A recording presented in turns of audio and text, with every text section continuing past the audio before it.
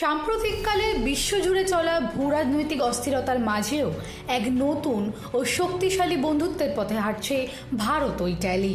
বিশেষজ্ঞরা মনে করছেন দুই দেশের এই কৌশলগত বোঝাপড়া 21 শতকের বৈশ্বিক রাজনীতিতে অত্যন্ত প্রভাবশালী ভূমিকা পালন করবে।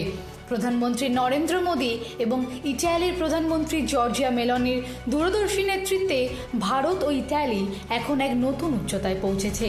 গত 20 মে রোমে অনুষ্ঠিত দ্বিপাক্ষিক বৈঠকে দুই নেতা তাদের দ্বিপাক্ষিক সম্পর্ককে স্পেশাল স্ট্র্যাটেজিক পার্টনারশিপে উন্নীত করার ঘোষণা করেছেন। দুই প্রধানমন্ত্রীর ব্যক্তিগত বোঝাপড়া এবং কূটনৈতিক তৎপরতা এই সম্পর্কের ভিত্তি তৈরি করলেও বর্তমানে এটি কেবল বন্ধুত্বের গণ্ডিতে সীমাবদ্ধ নেই, বরং প্রতিরক্ষা, অত্যাধুনিক প্রযুক্তি, গ্রিন এনার্জি এবং ভূরাজনীতির এক মজবুত সেতুবন্ধন হিসেবেও আত্মপ্রকাশ করেছে ভারত ও ইটালির এই নতুন কৌশলগত জোট। একদিকে ইটালি যেমন তাদের উন্নত ম্যানুফ্যাকচারিং এবং ইঞ্জিনিয়ারিং দক্ষতার জন্য বিশ্বজুড়ে পরিচিত, অন্যদিকে ভারতের বিশাল বাজার এবং তরুণ প্রজন্মের উদ্ভাবনী শক্তি সারা বিশ্বের নজর কেড়েছে। এই দুইয়ের মেলবন্ধনে মেক ইন ইন্ডিয়া এবং মেড ইন ইটালি ধারণা এখন নতুন রূপ পাচ্ছে।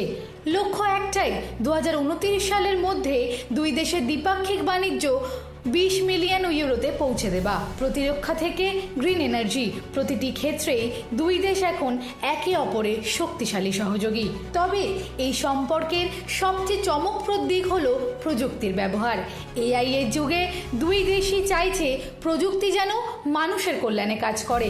ভারতের মানব দর্শন এবং ইটালির ঐতিহ্যবাহী মানবতাবাদ এখানে এক বিন্দুতে মিলিত হয়েছে। তারা এমন একটি প্রযুক্তিগত ভবিষ্যতের স্বপ্ন দেখছে যেখানে যন্ত্রের চেয়ে মানুষের মর্যাদা ও গণতান্ত্রিক মূল্যবোধ বেশি প্রাধান্য পাবে।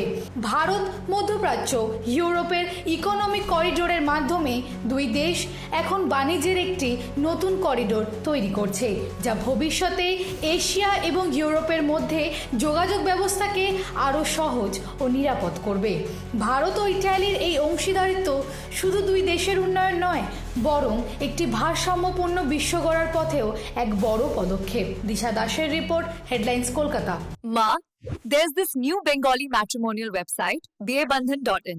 It's safe, verified, and just for us. Really? देर न करें, आज ही रजिस्टर करें।